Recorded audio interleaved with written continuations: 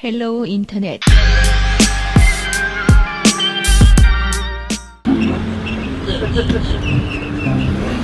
Yo, so that's a wrap. First event in the E46 in the books. It didn't go as planned, but I was expecting there to be some complications and just some shit I'm gonna have to do to make the car do what it should. So we had a lot of problems with the car. It wasn't easy getting that thing out on track so quickly. I'm gonna give you guys a quick recap of basically how the weekend went, because frankly we didn't get to do a lot of filming, and I'll touch base on that more a little bit later. So we get to the event, we get unloaded, there's some footage from that.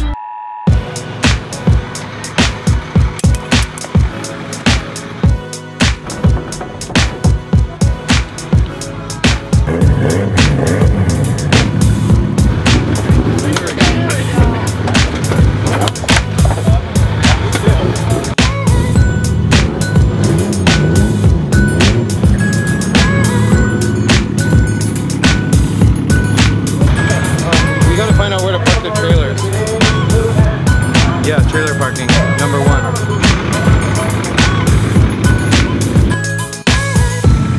Oh yeah!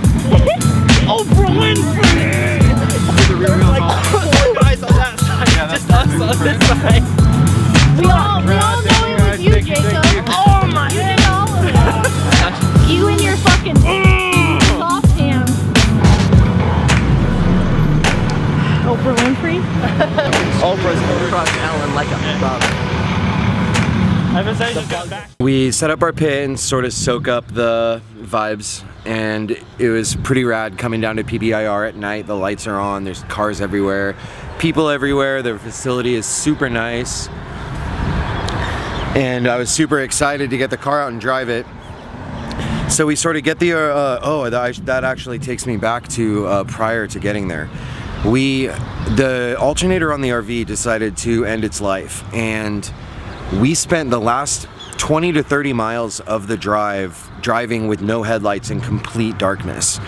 Rather than, you know, hanging up the hat and waiting for another buddy to rescue us or something like that, we just said, you know, screw it, let's just make it and drive. And so I just drove with using the white line on the outside of the road as a guideline, and we were barely able to make it. Had to actually have the RV pushed into place by like 10 guys into our pit spot.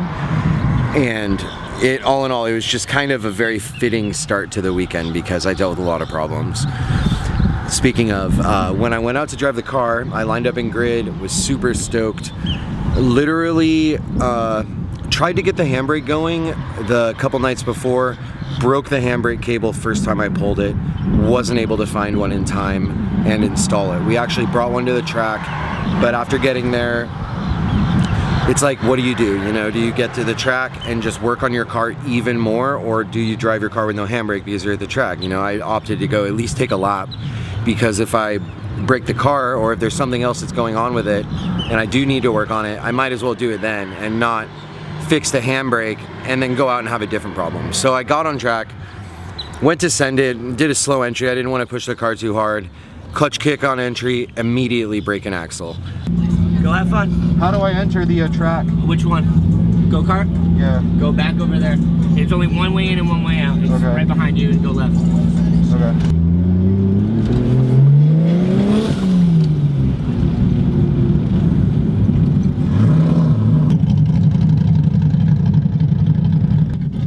Yo, what's up guys? I am in grid. I'm about to take the first lap ever in this car. I have no idea what to expect. The handbrake is not working, and I opted to send it at least for a few laps to see how the car reacts to steering input and make sure nothing else is broken, because if I'm gonna work on the car, fix the handbrake, it'd be nice to know exactly what I need to do. I would have hated to have spent 2 hours fixing the handbrake and then go out for one lap and encounter a different issue. So this is the official shakedown. I drove 3,700 miles to shake this thing down, so we'll see how it goes. First lap ever. This is the stance car, right? Yeah, we'll see if it breaks. Fucking send it, bro. Go. Go.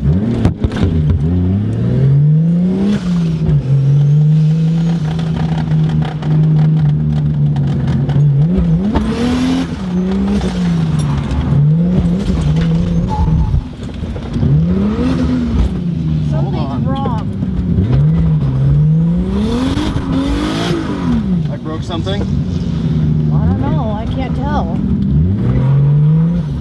I broke something. Yeah.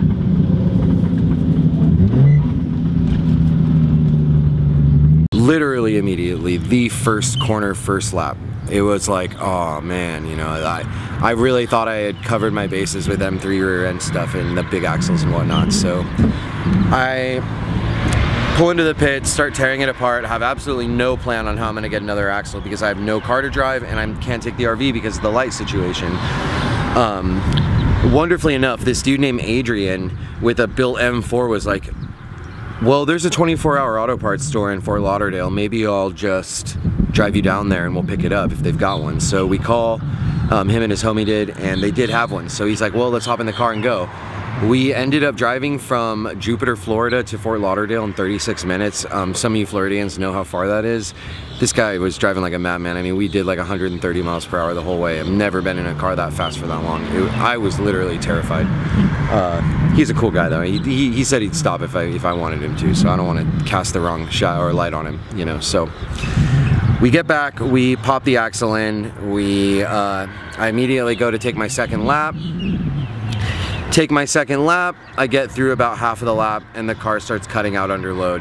That was something that I was going to be really hard to diagnose. It was about 1 o'clock in the morning. I have no working gauges in the car yet. And so I have no data except for a wideband, and the car was running pig rich at idle at like 10. And I was like, what the hell is going on? What's going on? Well, we replaced the axle at 1 a.m., inflated the tires to an obscene amount, did 3/4 of a lap. The car felt really good, and then it started running really rich and cutting out under load at low RPM. So we double checked the AFRs, just running it up and down the street over there, and we're at like 10.9 at idle. Well, let it cool down. I'll message Brian. I don't know where my phone is. Inside, I think. Oh no, it's in my pocket.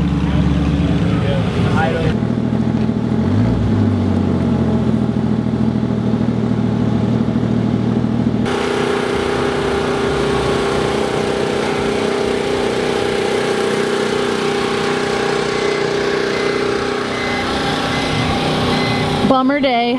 It's alright though, we'll get it figured out. Yeah.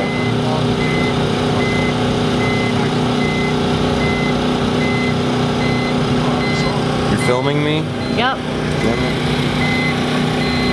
Yeah, I'm bummed.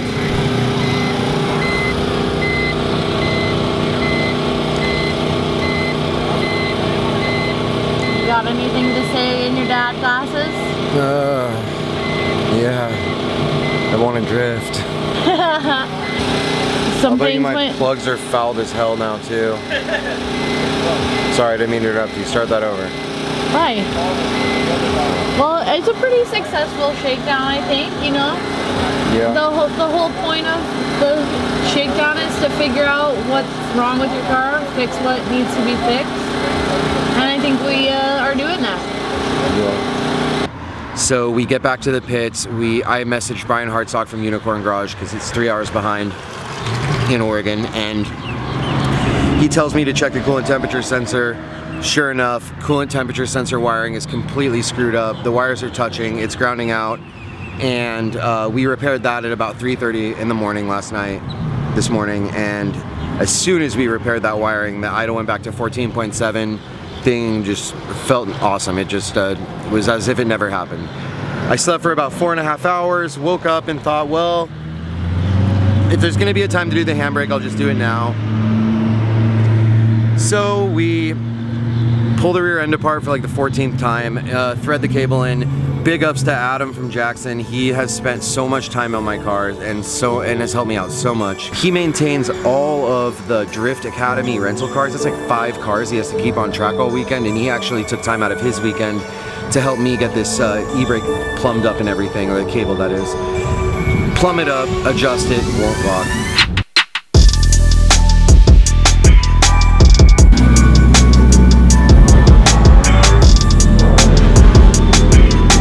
Good morning, afternoon.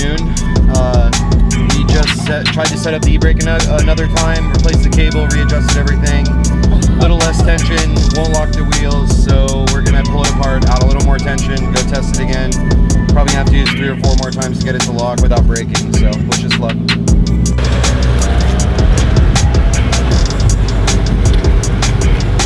I'm tired, not the kind tired that sleep could fix. Long-term tired.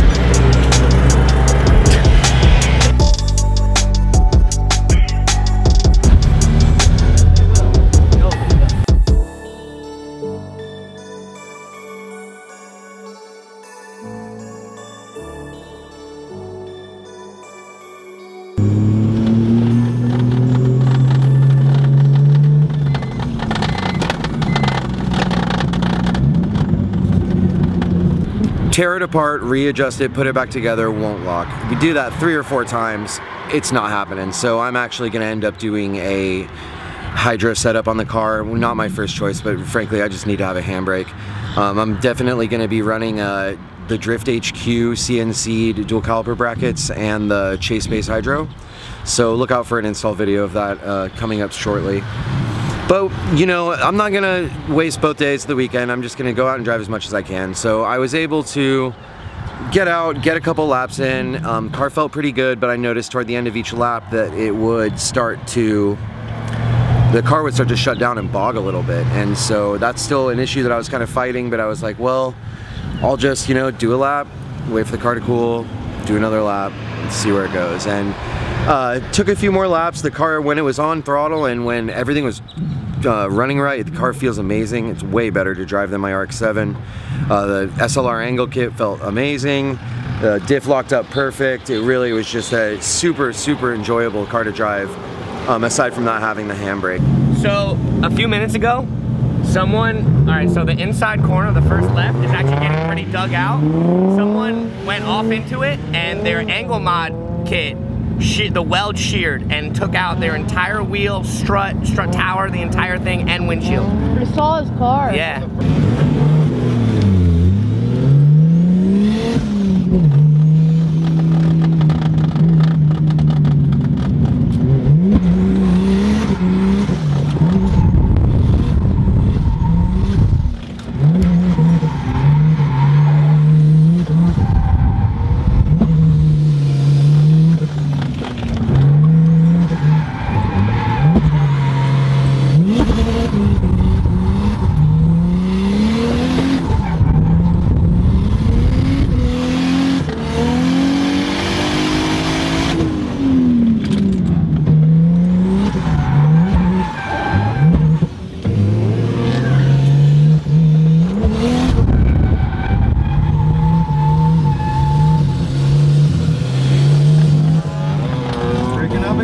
Yeah.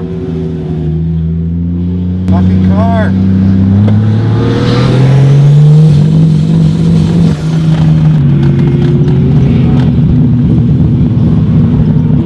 To the right. You did a drift. It drifted. It did. That was fun.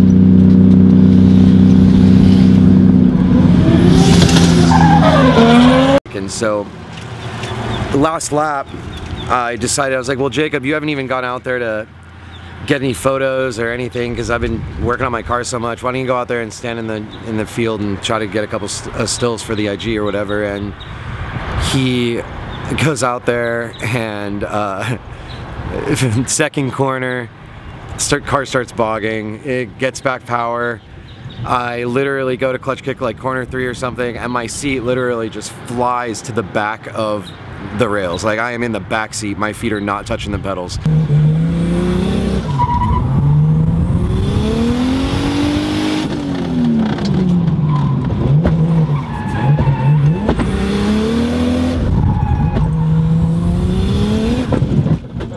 My fucking seat slid!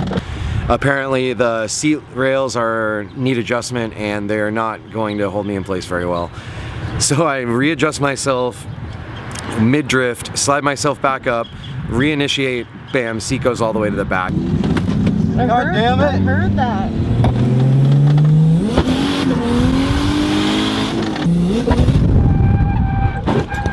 My my fucking seat slid back again. God damn it.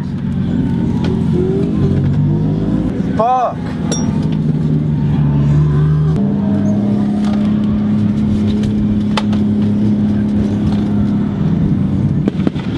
Fucking done, dude. And at this point, I got pretty frustrated. I was like, man, I just want to do a lap. I just want to drive. And I wasn't able to really ever get through one single clean lap in the car. And so, you know, some might say, you know, oh, that sucks, or that's very disappointing, or whatever. And, you know, I'm sure a couple of you haters out there are chuckling at the fact that I, you know, have rushed this so much and wasn't able to go put on a show for everybody. And, you know, I'm sure many of the spectators were like, oh man, this guy can't even drive or whatever, because, you know, not everybody knows the details of this whole thing. But all in all, like, I had an awesome time. There's another event in 2 weeks, can't wait to go back. I'm definitely going to be able to clean up these little issues with the car and make sure that I'm going to be on point for the next one. So we are literally just taking back roads right now. We ran jumper cables from the generator of the RV to the engine batteries so that we have headlights and trailer lights and stuff. I like zip tied them up under. Big shouts to the tire guy for US Drift Circuit because he lent me the jumper cables. I'll definitely return those to you if you're watching this. But yeah, we're just gonna go ahead and get back over to Naples, park and relax for a couple of days. I'm gonna clean up a lot of stuff on the car I didn't have time to, just get interior trim pieces on and hopefully get some BC coilovers on the car this week. Big thanks to Chris Jackson at Jackson Performance. He was amazing all week helping me with the car. I mean, I was in his shop until 4 o'clock in the morning a couple of nights. Huge thanks to MFabs.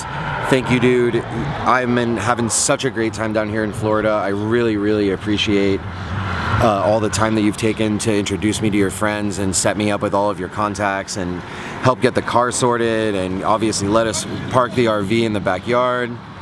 Super awesome. Some Floridian redneck just drove by and said, fuck her in the pussy. And so yeah, it's gonna be a fun week. I mean, I'm stoked that we're like not gonna be driving or doing this crazy event prep for once. Like, this is gonna be the first week I get to somewhat relax in like, I don't know how long, couple of months now. So hopefully you guys enjoy the wee bit of content that I got.